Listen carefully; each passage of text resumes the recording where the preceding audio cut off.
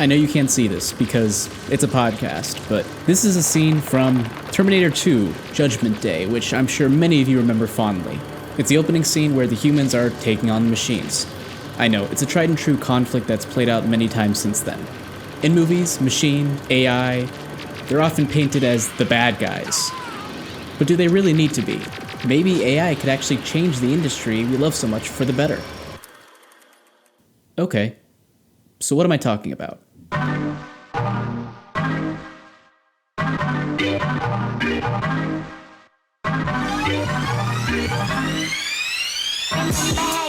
Welcome to FilmStuck, where we dig deep into one unique aspect of the entertainment business, interview industry guests, and look at some aspects in which the film biz just may be stuck in its ways. I'm your host, Joseph J. Medina, editor-in-chief of LRM Online, and let me ask you one question. When was the last time you heard the following statement? Hollywood is out of ideas. I know, crazy hot take, right? But it's easy to understand where it comes from. Oftentimes, many of the biggest movies out there are sequels, reboots, and remakes. So why doesn't the film industry greenlight new ideas? Yeah, I know, before you get any further, there are plenty of indie projects out there, but why don't they greenlight fresh new ideas in a big way? Yeah, ultimately, it's an easy question to answer. Yep, it all comes back to the mighty dollar. As I'm sure plenty of you know, making a film isn't really the smartest investment one can make, but just how much of the industry hits and how much of it misses. Well, we did a bit of digging, and from the years 2015 to 2017, there were roughly 254 major Hollywood films that hit theaters from the major studios: Walt Disney, Warner Brothers, Paramount, Universal, Sony. And of those movies, 82 of them were financial failures. So let's go ahead and put a better perspective on it. That's a 32.2% fail rate. So when you're putting money down, there's only a 67.7% chance you'll even be breaking even or making a profit. Of course, that kind of disregards the different studios and their success rates and all that, but just in the simplest terms, that is what we found. Now let's add in the fact that the investments, by and large, are tens of millions to hundreds of millions of dollars. All of a sudden, it becomes clear why some studios have become so risk-averse. Studios work hard analyzing scripts, trying to figure out what types of stories are the ones that audiences will come out to see. And yet, despite all their hard work, many come up short. But what if there was a better way? That's where ScriptBook comes in. My name is Nadira Azermai, and I'm the founder of ScriptBook. I had a chance to chat with the company's founder, Nadira Azermai, as you heard. But before we delve into the potential for what they can do, it's probably best to give you an idea of what they actually do. And I'll let her put it in her own words. A very short one. The elevator pitch is actually straightforward. We're an AI company that provides AI script analysis and financial forecasting. That's the 3-second pitch that I usually use. And if that wasn't long enough for you, don't worry, she gave us a longer explanation as to what they do at ScriptBook.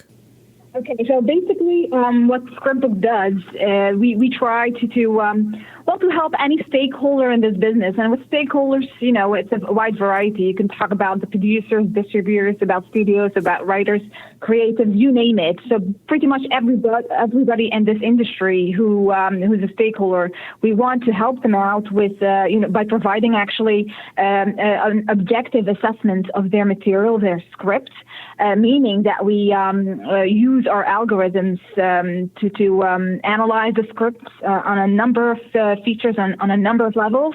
And the outcome of that is, besides, a whole bunch of metrics, the outcome of that is also predicting the financial performance of a certain project.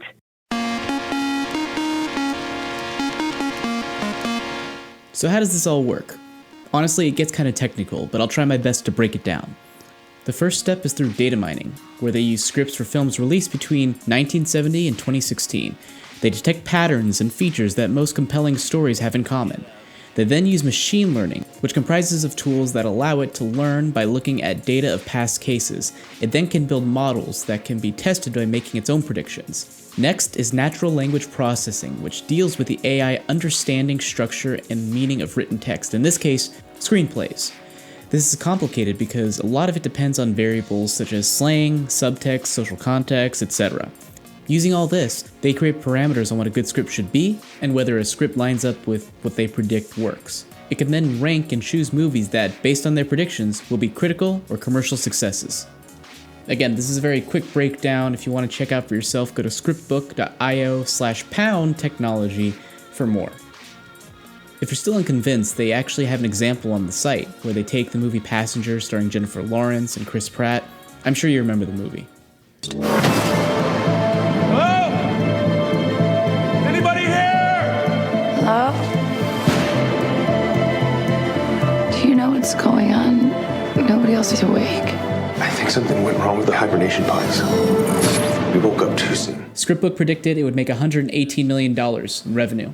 And at the box office, the US box office, to be specific, it made $100 million. It's not perfect, but it's not too far off from where it ended up. Now let's take a look at some raw data. So Sony, the studio, put out 62 movies between the years 2015 and 2017. Out of those 62, it had 32 box office failures. And of those 32, 22 were predicted by ScriptBook. Looking at those figures, it's easy to see why Azermai wanted to create something like ScriptBook. Well, the idea is quite old, to be honest. When I was doing my master's thesis, I wrote my thesis on the topic. I spent, I think, a year researching everything about financial models in the movie business. And I was really fascinated when I saw, or rather when I found out, that an astonishing high number of movies fail massively at the box office, and I started digging deeper to see what kind of scientific research was already out there, and I found that a lot of research was focusing on everything on predicting performance for film entertainment. Past the fact, meaning that usually, it's predicted after a movie's release, which is way too late, of course, because, after a movie's release, you already have sunk costs. But on top of that, what was more fascinating is that when I was doing the research, I saw that actually the way Hollywood, I'll just say Hollywood because it's easier, but I'm talking about the full entertainment business. Mm-hmm. I mean, Hollywood has been making the decision same way as 100 years ago. They still use this ancient methodology to greenlight projects, and I was quite astonished that nothing has moved. I mean, in 100 years, so much technologies have emerged, and there's so much science happening in every field, except for Hollywood. So what is that process that she's talking about? How has Hollywood been doing this for all these years? Luckily, I have a many film school friend, but one specifically who also contributes to the site, who has experience in working at the lowest levels of studios to wade through these piles of scripts. So I reached out to him to ask, how'd the process work? My name is Nick Dahl. When I interned at 4 different studios, production studios, not studios, in Los Angeles when I was going to Chapman University. I interned at the story department and at New Regency, where I was just in a room full of scripts. I did Samuel Goldwyn, where I was just reading scripts and watching movies that were submitted. Weed Road at Warner Brothers, and one you've never heard of, so I won't bring it up. So what was your day-to-day going there as a lowly unpaid intern? I'm assuming unpaid, because most internships were unpaid. Yes, horribly unpaid. But do they make you pay? No. Well, I was paying Chapman. That's true. For the hours, and I was driving to LA 2 days a week. Sure. Which was terrible. But my main duty at those 3 then was I would get a stack of scripts. It depends which one I was at. Maybe I'd also be the coffee guy and the lunch guy and the phone guy. Mm-hmm. But my main duty was I was I don't know the term for it. They always talk about it as a paid position, but coverage. Yeah, coverage? I wrote script coverage. I guess I was just a reader is the name then. But so I would show up, I get a stack of scripts, and I'd try to get through as many as I could and write script coverage on them. And what is script coverage? What is the purpose of the script coverage? It's like a fancy book report where you summarize the script as short as you can, but not like too short. Like you want a page. So there's that section. Then there's just kind of more of a blank section. This is the way it used to be like 10 years ago, where like you would put your comments, like, oh, I think it would work for this reason, or this was kind of bad about it, or like that sort of thing. And then you give it a rating, no, or like maybe, or like definitely with Hollywood terms, but pass, like don't pass. Yeah. As you can see, it's a pretty subjective process. A lowly intern gets a script and they decide whether or not they like it or not, and they may or may not pass it on to the person above them. Granted, this is mostly a spec script work as opposed to something that's commissioned by the studio or something that's part of a larger franchise. We're just talking about the spec script level.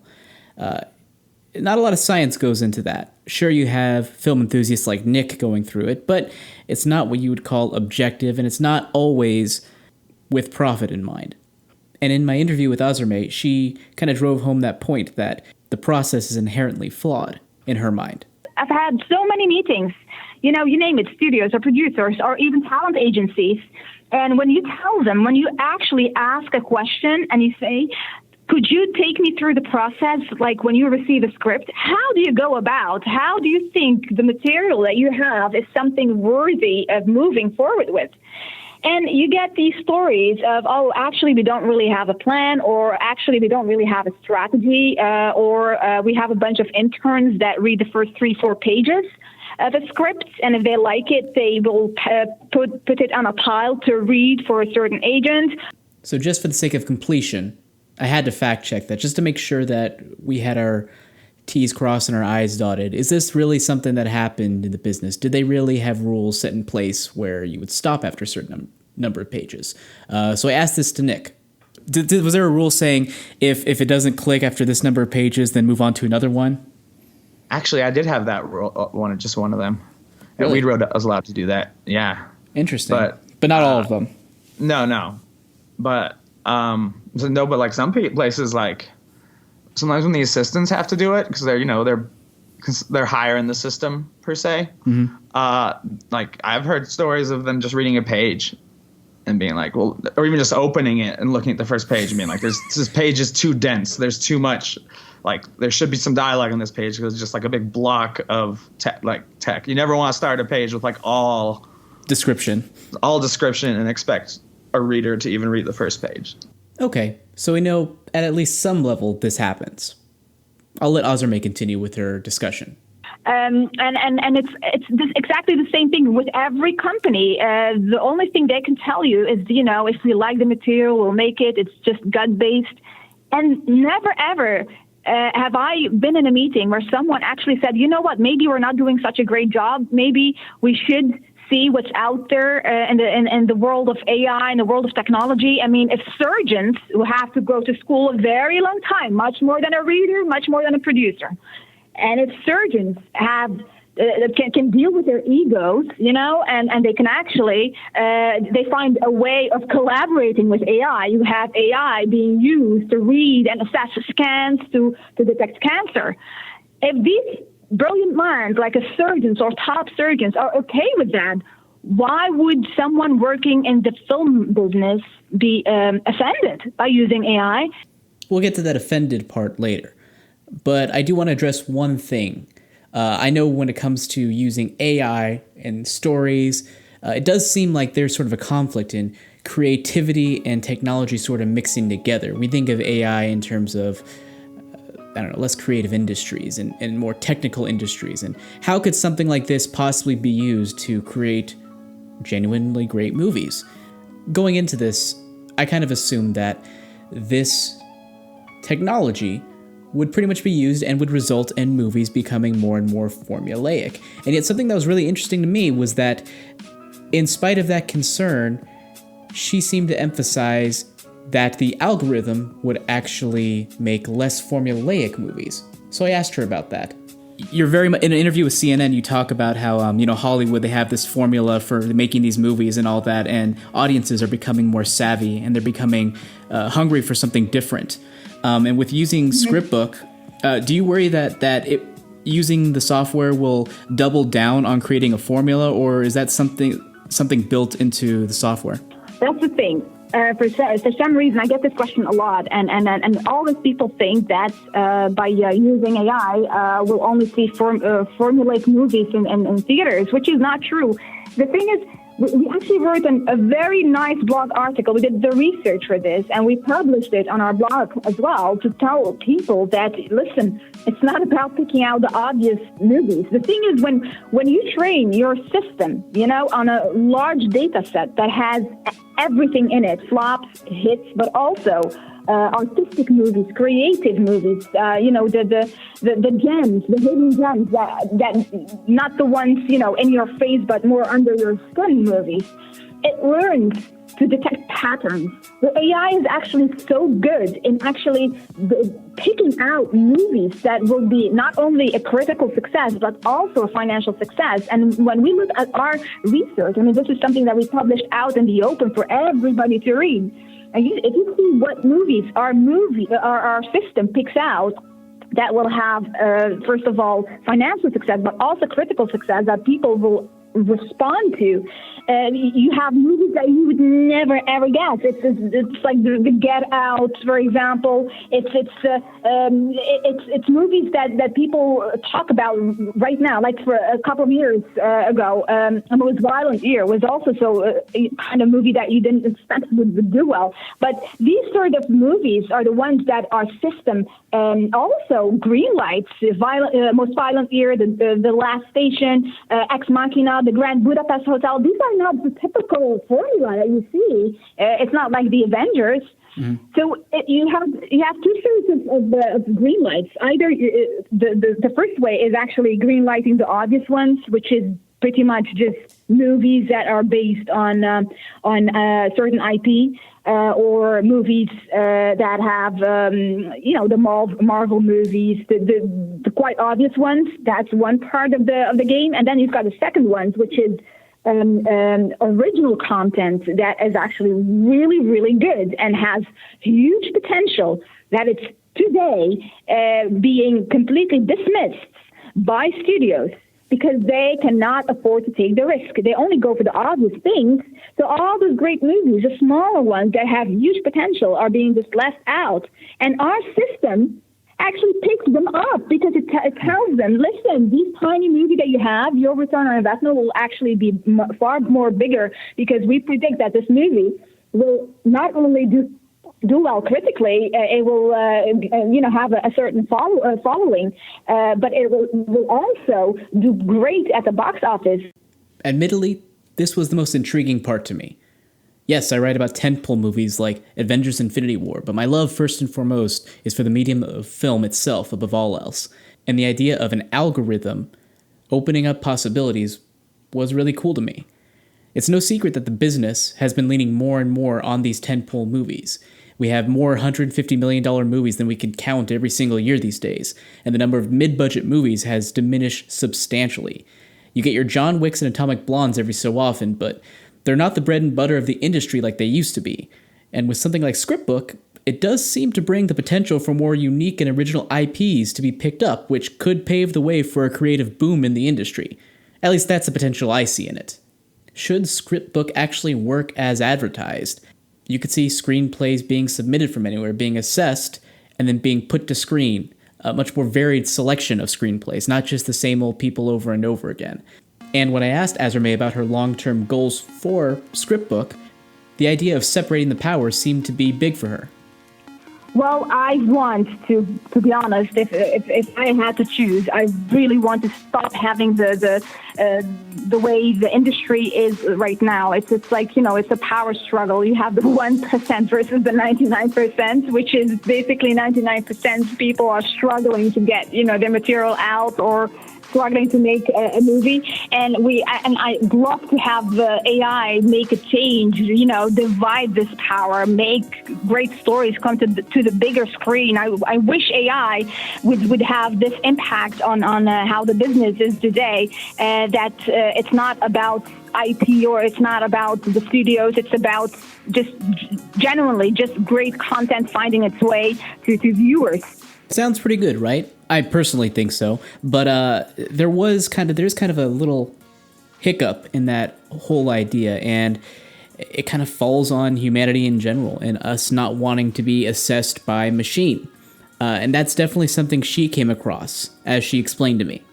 a year ago, we tried to launch a partnership with the Blacklist because we thought, we saw the numbers, and apparently, for a writer to be picked up, the chances are about 0.003%.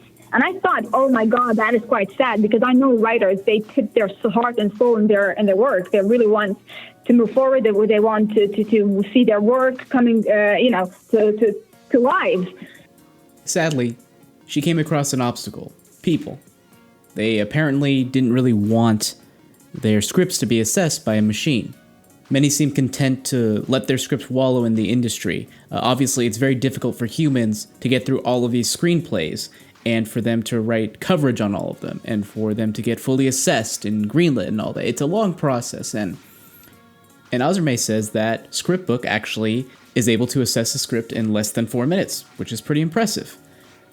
Humans cannot work like computers. This is why we have computers, because they can scale, they can do work at a light speed, so to speak. We can assess 10, 20,000 scripts a day. Pretty much everything that's been registered with the WGA can be assessed. If we have enough servers, can be assessed in one day. And you'll know whether you missed certain great projects, that have been sent to you 10 years ago. It's just not wanting to see, certain possibilities.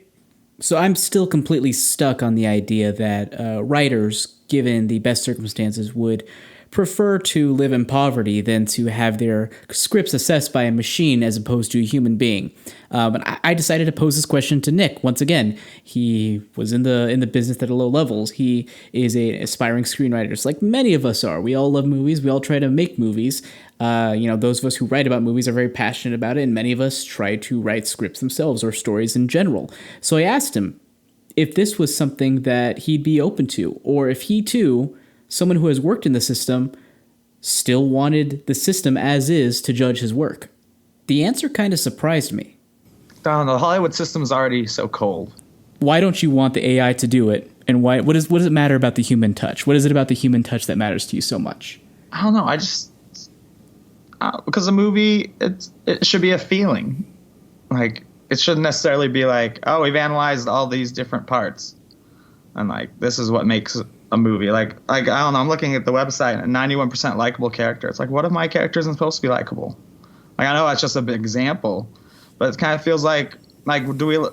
I'm sure this has also happened, but like, do you let a computer choose what's art for you, or like what moves you? I just don't like that's like I know it's like it's an algorithm. Then it's just so weird that because not every movie is meant to make a lot of money. Maybe in avoiding flops, we would actually get less interesting movies. But at the end of the day, there is something pretty interesting about the cream of the crop sort of rising to the top thanks to this algorithm. Even a doubter like Nick couldn't necessarily turn that away. So I'm going to give you a scenario. Yeah. You worked really hard on a script. Your agent's like, okay, so we have on one side here, we have the digital submission that the AI will read, and there's a 10% chance it'll get picked up and made into a movie. And on this side, we have the standard human element, and there's a 0.001% chance that it'll get made into a movie. Which one do you want to select through? I'll take the higher percentage one, obviously. But that's not necessarily the end. When I asked Azermai about her goals for long-term for ScriptBook, she did mention something that might throw people off a little bit, especially if you're a purist like Nick. Whether it's the next decade or the next years, AI will also, change because it's always changing. I think the next couple of years we'll see also a new genre being born. It's not just about seeing entertainment as it is today. I believe there will be a new genre coming out in the next couple of years, which will be the AI genre. I mean, there are already so many research groups and companies working on AI-generated content, and it's very entertaining. I mean, people go to the movies because they want to be entertained. I think that's reason number one, and then you have a number of other reasons. And bringing AI-generated content to the screen is definitely entertaining. It's not as good as humans at this point. There's a lot of work ahead. But I do believe that in the next few years, we'll see the birth of a new genre movie, which will be the AI genre. That's definitely an interesting thought, but probably better left for another day. As it stands, it's clear the tides of change are on their way, and while the film industry has managed to evade it over the past century in some regard, ScriptBook could very well overhaul the way films are greenlit in the industry. Given how much studios have been focusing on tentpole blockbusters recently, is this the game changer we need to usher varied voices and new creativity into the process? Or is the business too stuck in its own ways to actually pursue this change? Only time will tell. As it stands, it's clear that some still see this as yet another indication that Skynet, or the machines from the Matrix, are well on their way to becoming a reality. To check out ScriptBook for yourself, go to scriptbook.io. I'd like to take this moment to thank Nadira Azermai for taking time out of her busy day to speak with me. And I also want to thank LRM Online contributors Nick Dahl, Brendan Hughes, and Kyle Spishok for the input they gave in helping put together this podcast. And let us know what other aspects of the industry you want us to cover by emailing me at joseph@lrmonline.com.